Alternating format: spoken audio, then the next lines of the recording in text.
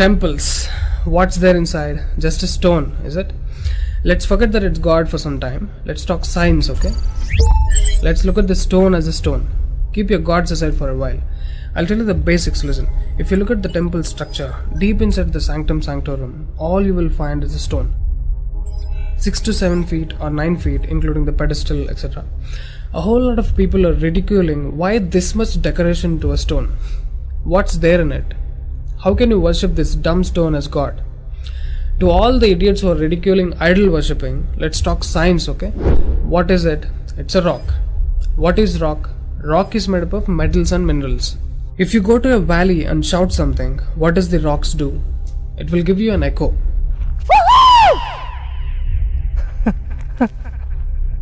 It's an open place. The sound travels, hits the rock and throws it back. This phenomena is called echo and it's scientifically proven, everybody knows it. Depending on how loud you send the sound waves, accordingly rocks will throw back an echo. Every rock, that's why you will hear 2-3 sounds at different intervals. Visually you cannot see what's happening, but you can hear it. This is in open space. Imagine if you're doing it in a closed place. What would be the amount of echo? Obviously much more than the open space. Let's get inside the temple. You will find a linga or a statue made of a rock. And it's placed in a closed wall structure with a Galigopuram on the top. That means a pyramid structure with a tip pointing to the sky. There will be no ventilation. Tight packed and covered with stone walls to a precision where even the light cannot enter. Now people send some sounds to the rock. Not just today, it's been practiced since thousands of years. They are sending some sounds to the rock continuously, right from the morning to afternoon to evening till night, every day. We all know that sound has a form. To all the lower Q people, I'm going to show you a few experiments where particles form different patterns and forms due to various types of sounds.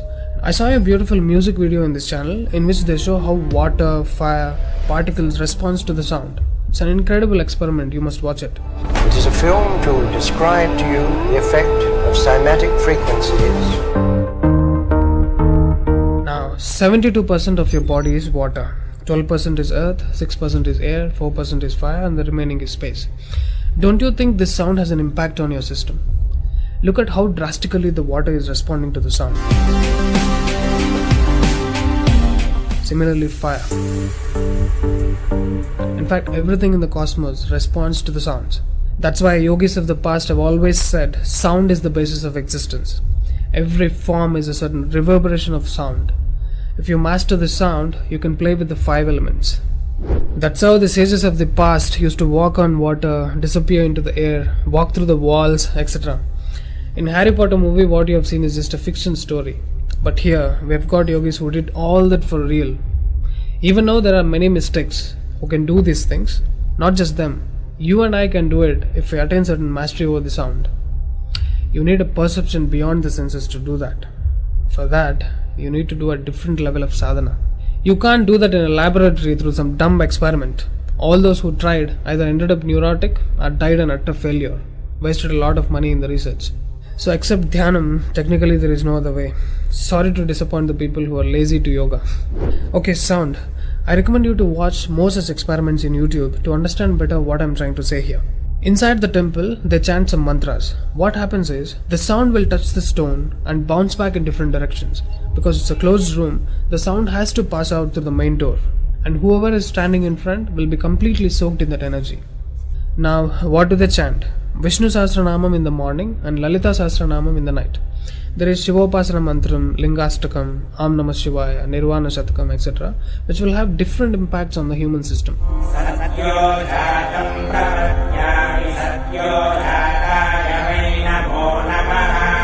I really wanted to check what impact these sounds have on the human system. So I went to a neurosurgeon to really experiment and document the impact of these sounds on the human brain, the human system. I took my friend Rahul for the EEG test. It's called electroencephalography, where you can see the brain activity, the activity of the nervous system of a person on a computer. We played Lalita Sahasranamam to him.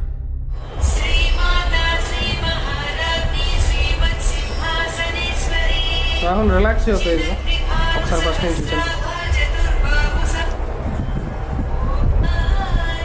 Right.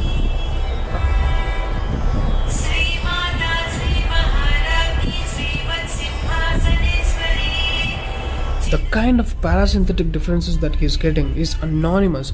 Oh my god, then I understood. These sounds are engineered in such a way that the rhythm of the chant will go inside your parasympathetic nervous system and will put you into deep sleep within 3 to 5 minutes. First thing is, the chant is some thousands of years old. How could these ancient sages know that these sounds impact the parasympathetic nervous system? This they do it in the night. And in the morning they chant Vishnu Sahasranamam, the 1000 names of Bhagavan Vishnu. And again, these sounds are engineered in such a way that it will wake you up to a peaceful and refreshing state of mind. I'm sure most of you are suffering with painful wake-ups, with such an irritated mind that you can't sleep and you don't enjoy waking up. If you listen to Vishnu Sahasranamam in the morning, it will clear all these clutches in the brain and you will be super fresh when you wake up. Even today you can go and check in Tirupati temple. They will chant Vishnu Sahasranamam in the morning and Lalita Sahasranamam in the night. This is a clear science evolved and being practiced in temples. Even now in most of the temples they're still doing it without knowing why they're doing. I went and asked one of the priests in my hometown. He said, no, they're doing it since so many years. Or they will say something like, it's good for your health, you will get money, pregnancy, etc. This is one more reason why temples are ending up in ruins here. There is no one to talk about the science behind it. Why sounds and why the rock? So they call this rock as God, and when you chant for God, their idea is to benefit the human beings living in the city. It's a free service. Will your doctors treat you for free? But these temples are doing it for free, since ages. But now, these temples are under attack. It's time to free them from government's control. Temples' properties are being looted. They think too much of gold is available there. You know what? The temple design is such, there will be a Dvajastambam, which is made of some metal, usually gold or copper. Brass is a good conductor of sound, gold is an excellent conductor of electricity, and it has higher receptivity of the energy. To all the idiots who are worried about so much gold being used in the temple construction, just smack them with this video. This is a clear science and most sophisticated engineering that even the modern science has no clue of. There is much more to the design of the temple. The design is such, the energy waves reverberated by the gopuram will pass straight and touch the antenna kind of arrangement here and stored in the energy format. People are supposed to touch it. A lot of people touch their heads without knowing why they are doing it. And then you're supposed to walk into the space which is filled with this energy transmitted by the rock inside. Doesn't matter whether you're a Muslim, Hindu or a Christian, you can't escape the energy. You'll be bathed in the glory of that energy. You can actively feel the difference after you pass through the path. And this design is not there in a mosque or a church. Not just church and mosque, any sort of engineering on the planet cannot beat the engineering of a temple. It's incomparable. How many of you are aware of these sciences? Now what do you call the idiots who ridicule idol worshipping? Do you think they have got brains? Those who are urinating on the idols and those who are inspiring people to demolish temples, do you think they qualify to be human beings? The animal nature is still alive in them, or they must be living evils. Let me not end it here. I wanted to give it furthermore. Modern science is still in infancy when compared to the science and technology used in temple construction. I'm sure you watched Praveen Mohan's channel. He has done a mind-blowing work on temples. Watch these videos, you will get to know things which modern science has no clue of. These were constructed thousands of years ago. What was taught in your schools and universities in the name of science is a ridiculous crap. Today is a generation of idiots who do all kinds of drink and drug to put this body into sleep. What a circus they do. Any drunkard on the planet is a certified fool because you're ruining the system in order to rest it. When there is such a beautiful way to rest your system, you find drink and drug as an alternative is the dumbest thing to do. The government's encouraging drink in order to balance the income of the state, it must be the epitome of stupidity. What a horrible way to run a state. And these governments are handling the temples. Oh God, now it's time to remember the God inside the rock. It's not just a dumb stone. There is a huge science behind consecrating a rock into deity. Any number of mystics have infused the life energies into a rock and make it function like a living being. Sadhguru is the living example of a mystic who consecrated Dhyanalinga. You know what? For most people, it's not just a stone, it's a living being. There are devotees who can talk to the deity and get things done in the world. Low IQ idiots who got educated from the convent schools or those who muddle their minds with all kinds of sacred books cannot understand these devotional aspects of life. There are temples to solve every damn problem. Those problems which your doctors cannot solve. Your psychological imbalances, bipolar, neurotic, whatever. Now, these temples are in ruins. I get tears in my eyes when I look at the condition of these temples.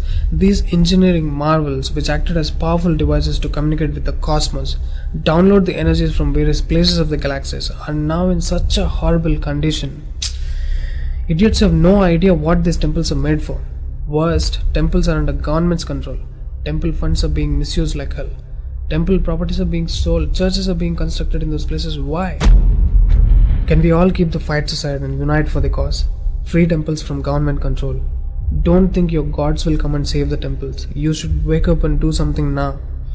Wherever you are, whoever you are, whether you're a Muslim, Christian or a Hindu, please become a part of the movement. Free temples from Sarkar.